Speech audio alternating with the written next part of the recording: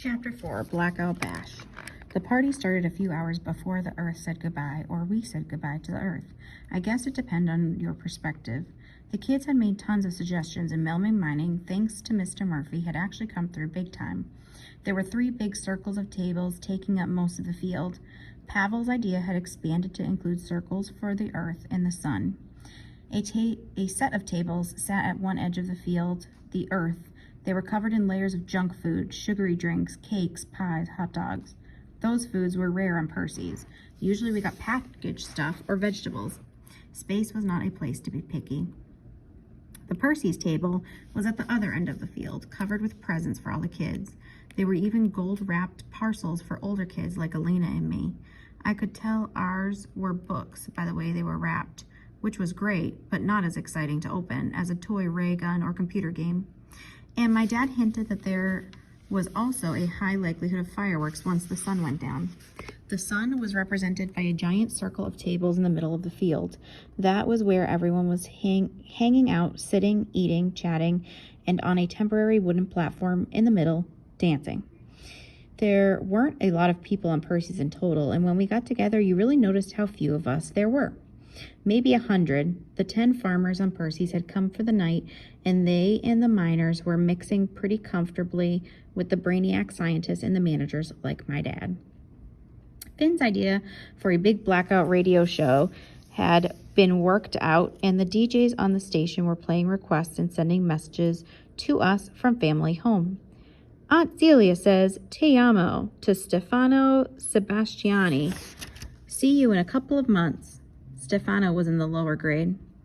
Take care, Dan Huang. Love, your grandfather Luke. Ditto for Dan. Back in Black from AC/DC is going out to Jennifer Singh from her waiting fiance Gurdeep. That one got a huge awe from the crowd as Jennifer, the other teacher up here, broke down in tears. She put off her wedding to be on Percy's while her fiance waited until her 3-year contract was done. This golden oldie goes out to all the hard workers on Percy's. It's Workin' in the Coal Mine by Lee Dorsey. I kept looking for Elena. I saw her mom and dad, but no sign of her. I had already looked in the likeliest places, by the chips, the pop, the presents, but no Elena. We hadn't talked much since the assembly. Every time I tried to talk to her or hang out, she said she was busy planning or hanging out with Maria and Mandeep or Alec, making banners and decorations. Giant banners with "Bring on the Blackout" or "TTYL Earth" written in black paint hung around the field on poles.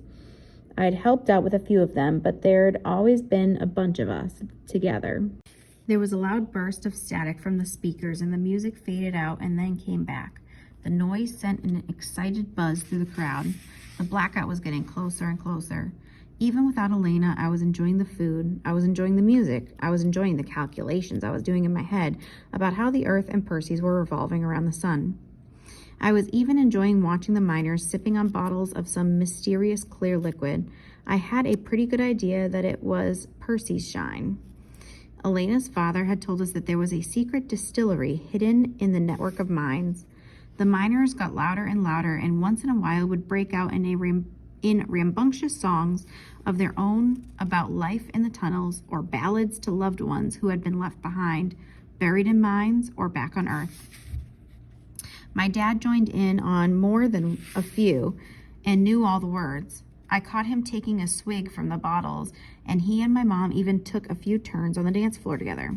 I watched as they spun and twirled and was surprised by how well my dad could move despite his limp. A punk rock song came on and they sat down, my dad wincing a little until someone passed him a bottle. He and my mom kissed, and with a gag, I turned my attention back to the dance floor. That was when I finally saw Elena, dancing, and not by herself. She had her long black hair tied up in a ponytail that whipped around as she spun like a frenzied top. She was wearing a flower print dress, but she had written "Bopping to the Blackout" across the top in some kind of paint or marker. She was also wearing her favorite red army boots and black leggings. She looked cool. I hadn't even thought to look for her on the dance floor. Who knew she liked to dance? Brock, apparently, because he was doing his best to match her step for step. At one point, they kicked at the same time, and he dinged her in the shins. She laughed. My stomach started to churn, and I put down the cupcake I'd been about to scarf. I heard a shuffling, and my dad came over and sat down next to me. "Christopher, let's have a talk." "Okay," I said. I couldn't take my eyes off of the dance floor. "I'm going to give you 2 pieces of advice." His voice was actually trembling a bit. I stole a peek at him. He was wringing his enormous hands together. "First of all, I don't know what the next couple of months are going to be like, but I do know that we'll meet whatever challenges come up together as a family." Okay," I said. I didn't like the serious tone in his voice. He didn't sound like someone at a big fun party. "Let's just say there are fail-safe measures, contingency plans, and there are other things," he added cryptically. He seemed to be talking to himself now more than to me. "Okay," I said again, not quite sure what first bit of advice was hidden in this speech. "Your mother and I would never have brought you to here if we weren't sure this would be safe and secure. Space is not always the best place for kids." "For kids?" He trailed off and rubbed his hands together again. I touched his knee. He was worrying me. "Dad, you okay?" He lifted his head and smiled. "Sorry, just a little tired. There's been a lot of long nights making sure we sent all the information to Earth and got everything locked down here for the blackout." I knew this was true. I'd barely seen him between the night we talked about my calculations and the night of the party. He laughed suddenly. "And dancing with your mother? Well, that'll tire anyone out." That sounded more like my dad. He even looked over at Mom, who was chatting with Jennifer and passing tissues to her. She saw him and smiled. He turned back to me slowly. "Christopher, this is an amazing party, so a huge thanks for suggesting the idea in the first place. And all I'm trying to say, despite my brain being on snooze, is that no matter what happens, you don't need to worry. That's advice number 1. "Okay, thanks. I'm not that worried, actually. I'm kind of excited. I've even planned some experiments for school, plant growth and radiation levels, stuff like that." "That's my son, the genius." He slapped my knee. "Okay, advice number 2, take charge. If you keep sitting here and watching that young lady dance, you'll keep watching until the Earth comes back. Go have fun." He laughed and then stood up. I stayed frozen to the spot. I glanced at Elena. She was still spinning, although now with Alec. My dad put a hand on my shoulder and pushed. I couldn't help but stand up. It was either that or fall flat on my face. "Go and have fun. Dance," he said. And there was the same tone he'd had in his voice when he ordered me to turn out the light at night or go to bed. It was not a tone that gave you the option for disagreement. I shuffled in the direction of the dance floor. As I made my way closer, I ran through an itinerary of all the things that could go wrong. I checked my fly to make sure it was closed. I checked my armpit to make sure they didn't smell. I hoped my breath didn't smell too much like broccoli soup or cupcakes. I took a panicked look down at my shirt. Had I dropped any icing down my front? Before I knew it, I was on the dance floor, staring dumbly at Elena as she continued to dance up a storm. She spotted me and came over, smiling. "Nice party," Elena yelled over the music. She grabbed my arms and swung me into a spin. I wasn't sure if it was dancing or aerobics, but whatever it was fun. I looked at Alec and Brock, who were frowning a bit at being shoved aside so easily. I realized I didn't care. The music cracked in the distance, drowned out by a burst of static. We stopped spinning. Elena had to take a deep breath, and she laughed as she reached over and gave me a gentle pinch on the arm. "Christopher Nichols, you might be a geek, but you can actually dance." The radio came back to life. "Whoa, almost time to say goodbye," said the DJ. "Maybe time for one more tune. Here's Gustav Holst's love song to the planet Venus." It was a slow song, a classical piece with soaring flutes and strings. It sounded like a planet moving in the heavens. Elena reached over and swung her arms around my shoulders. "Hey, a slow song. Seems the perfect way to end this party." "I'm not sure I know how to slow dance," I said.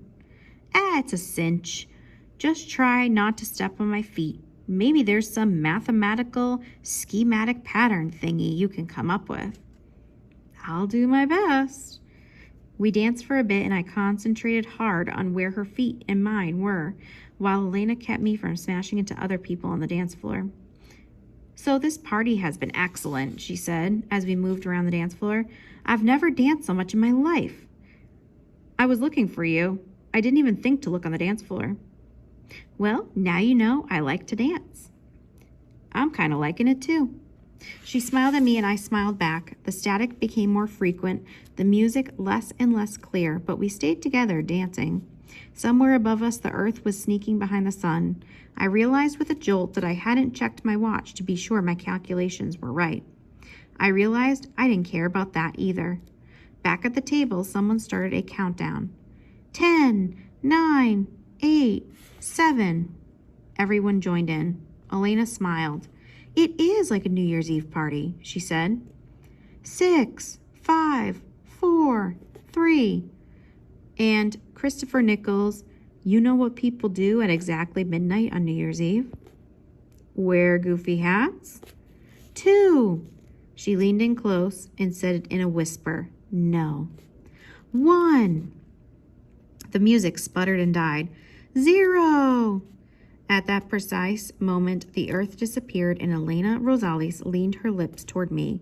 A huge crack and boom sounded from somewhere overhead. Her lips drew closer. "Fireworks," I said, unsure whether to turn and watch or let my best friend kiss me. Then I heard screams. Elena looked over my shoulder and gasped. I saw the panic in her eyes and I turned around just as the first bombs fell.